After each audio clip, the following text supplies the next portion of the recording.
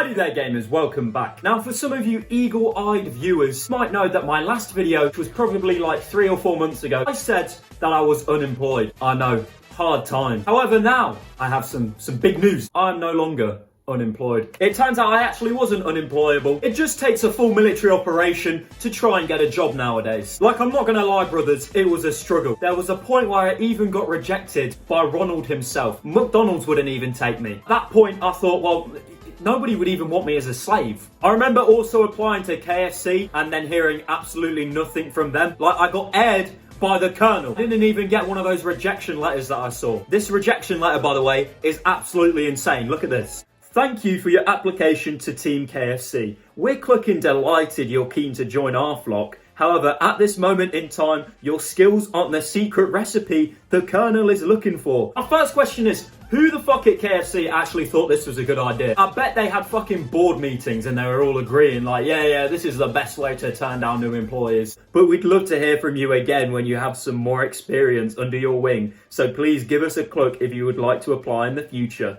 Best wishes, Team KFC. You got the Colonel making fucking puns. Imagine you're looking for a job, bro. Your eviction's in a week, kids are starving, and then you've got the Colonel belling you up like, oh, don't fry about it, but we're not hiring you. I would fucking crash out, to be honest. I couldn't believe it, bro. Getting rejected by Ronald and the Colonel himself. Like, they didn't even want me putting fries in the bag. But yeah, honestly, if you are in a similar situation, the one I was in a few months ago, my advice would genuinely just be stick in there. You'll obviously find something eventually, but don't just take any old shit, okay? Because that's what I've done before. I was absolutely miserable at some of the places I've worked at, okay? And that's what I'm going to be talking about today. I'm going to be talking about all of my jobs I've ever had. Granted, there aren't actually that many because for most of my life, I've just been an unemployed alcoholic. That means I'm a uni student. First ever job I actually officially got paid for, dog walking. All I would do is literally walk my mum's mate's dogs. After school every day, I'd go pick up the dogs and then just walk them around for an hour. I don't actually remember how much I was paid for that, but back when I was like 13, would have literally have just accepted like 1,000 V-Bucks and I would have done anything for you. My mindset was literally secure the battle pass at all costs. But this business endeavor ended up coming to an end. One of my mum's mates moved like halfway across the country, and then the other dog I was walking fucking died. Yeah, the other job I had, which was a little bit after dog walking, was a little bit more professional, even though I was somehow being paid less at the age of 18 to work in a kitchen than I was at the age of 13 to walk some fucking dogs. But I was like, whatever, you know, I need to make as much money as possible because it was just before I was going uni. Before I started the job, I thought that being a waiter was going to be easy. I literally thought the job was just picking up food, taking it to customers and being nice to them. Subtle foreshadowing, it was not like that at all. In reality, that shit was like being on fucking Hell's Kitchen, alright? Now, I used to watch that show and I thought, oh yeah, he's just shouting at everybody because they're meant to be professionals and this is the best of the best in the cooking world, alright? But bro, my one experience working in a kitchen genuinely felt like being on that show. I was half expecting one of the chefs to pull his face off and it's actually Gordon Ramsay in disguise and there's a fucking camera crew walking in like, oh, well done guys. Now I know what it's like to work with Gordon Ramsay. Because these guys were stressing over everything, alright? I'd say I'm a pretty chill person, you know? There's never any need to panic unless we're about to die. But these guys were acting like the world was about to end for some like fucking burger and chips, alright? Shit used to have me stressed out, alright? I remember once, gave me some food to take out, alright? The plate is already burning my hands, but I'm taking it out anyway. So I've got one plate in my right hand, one plate in my left hand, okay? And I'm already rushing because the kitchen staff are like, come on, get it out quickly, let's go. Leave the kitchen, and because I'm going so quickly, bro,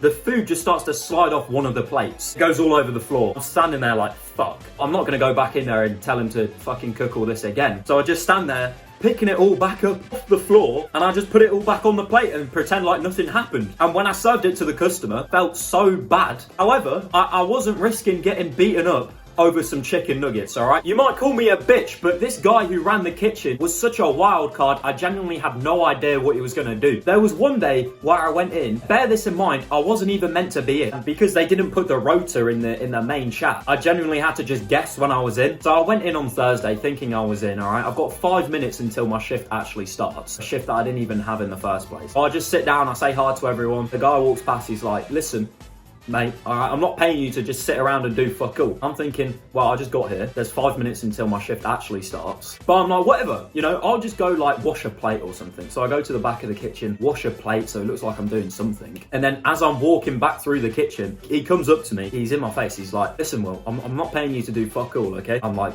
okay, yeah, that's fair enough. And then, I don't know why he thought I was smiling, but he said, stop smiling. The second you tell me to stop smiling, I'm gonna start smiling, okay? Somebody tells me not to laugh. It's the hardest, it's impossible to not laugh. Well, I'm here trying to hold back a smile, saying like, I'm not smiling. And the more I'm saying I'm not smiling, it's pissing him off even more. The more pissed off he's getting, the funnier I'm finding it. This whole situation is like, he's getting angrier, and I'm just finding it funnier and funnier. And then he just tells me to fuck off. I'm like, okay, whatever. I leave, check my phone.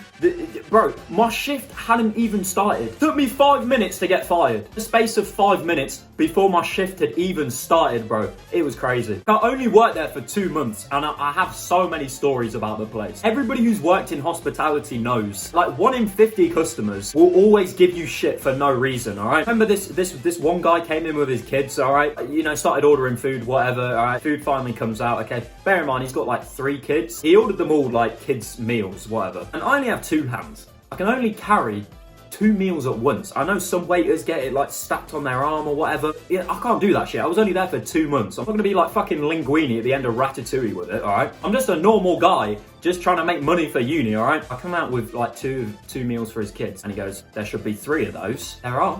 There's 1 still to come, but I'm only bringing you what I can fucking carry. It was £6.50 between me and saying that to him. Yeah, as a shock to no one, I ended up leaving there literally before I started uni. I only got 1 paycheck there, and it was like 190 quid. It lasted me for like Freshers Week. That was literally it. I went through basically an entire season of Hell's Kitchen for 190 quid. You fucking donkey! Here's as well, I probably wouldn't even say that's my worst job, okay? Because after that, I realised that, yeah, being at uni, I actually do need money. Because, you know, the average cost of a drink nowadays is equivalent to the GDP of a small nation. So yeah, I was looking around for a job for what felt like 20 years. All of first year I was looking for a job, I never found one. Till second year, I finally found a retail job. Anybody who's ever worked in retail will agree with me, it is basically slave labour. The job was at Iceland, so it wasn't even like a good British supermarket. Like, they didn't even have a meal deal. For those of you though who don't know what an Iceland is, it's basically a store which just sells frozen food. Like, it's just rows and rows of freezers. The amount of times I heard the joke, I was flying out to the country Iceland. My job,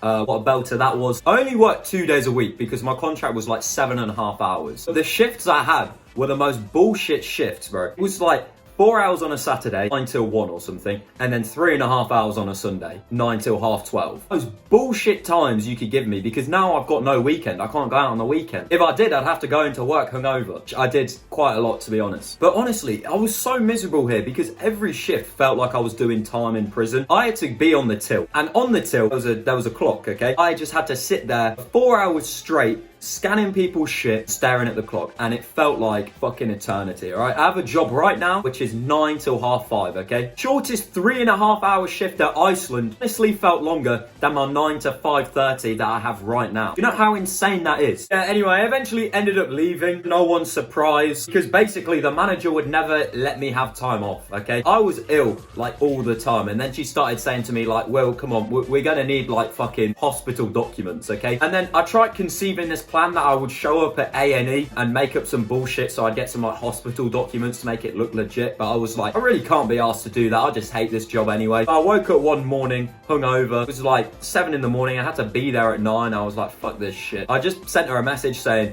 I'm leaving the company. Went back to bed. So yeah, that's how I ended up leaving. It wasn't just on a whim. Like, manager, by the way, was a new manager to when I joined. So when I already got there, people were already talking shit about her. She was basically just on holiday all the time. And then it got to the point where she stopped letting people book holidays off themselves. She was on holiday like at least once a month. I've no idea how she was affording it, but it was crazy. I remember once she said she was called up for jury duty, conveniently on the weekends. When anybody messaged her, she'd be like, I'm on jury duty, mate. And then somebody saw her on her Facebook, she's just at Weatherspoons. Like, you can't make it up. I've never seen anybody give less of a shit. I remember once I went on holiday to Budapest, and as I was on the train to the airport, I was messaging them like, yeah, I'm feeling really ill. I don't think I'll be able to come in tomorrow. And the message I get back from my manager after telling her that I'm not going to be able to be in tomorrow, she tells me that she's at the airport that I'm fucking on my way to. She can't talk right now. And I'm like, shit, man. Felt like Jason Bourne in the airport, bro. To check my shoulder every second, trying to make sure I wouldn't see her. It's just insane. Like, I was skiving off to go on holiday,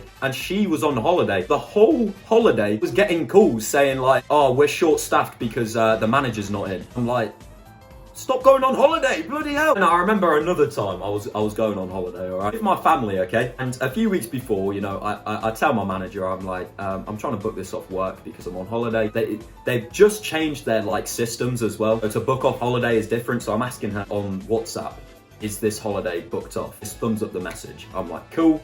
That's all good then. I finally get on holiday. You know, I'm sitting in the cafe with my family, and lo and behold, I get a phone call. Who else? My bloody manager. Pick up the phone. She's telling me, Will, where the hell are you? Meant to be in right now. And I was just sitting there skiing, all right? So I was looking round. It was like Red Dead Chapter 1. There was no way I was about to pull up to Iceland in the middle of this shit, okay? And she was yelling down the phone like, it's against Iceland's policy to book a holiday without telling us. And I'm like, listen, I did tell you, and I asked you if this was booked off, and you just thumbs up the message. To be honest, I think she was like this with everybody because so many employees quit. Walked past the store the other day, and I just see in the window, help wanted. I literally saw one of my co-workers recently. I was like, oh, how you been? You still at Iceland, whatever? And he was like, nah, I ended up quitting Iceland. I was like, oh, how did you do that? Oh, I just didn't go into one of my shifts. I was like, fucking fair enough, bro. Anyway, gamers, that is the end of today's video. I hope you didn't enjoy. If you did hate the video, don't forget to dislike and unsubscribe. I'll see you in the next one.